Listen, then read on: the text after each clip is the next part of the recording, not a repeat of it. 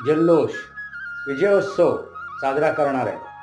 राज ठाकरे आणि उद्धव ठाकरे दोन भाऊ एकत्र येणार आहे, मनोमिलन होणार आहे, अगदी भरत भेट होणार आहे असंच म्हणायला हरकत नाही। रामाची आणि भरताची भेट। मित्रांनो, आता भरत कोण आणि राम कोण हे जरा शोधावं लागेल। पण ह्या राज ठाकरेंना मला काही प्रश्न विचारायचे। तुम्ही आज उद्धव ठाकरेंच्या सोबत चाललाय, उद्धव ठाकरेंचा हात स्वीकारताय, उद्धव ठाकरेंची सोबत स्वीकारताय, ठीक आहे, चांगली गोष्ट आहे। दोन भाऊ एकत्र येत आहेत, चांगलं घडावं, कुटुंबामध्ये एक ऐक्य निर्माण व्हावं हीच इच्छा असते प्रत्येकाची।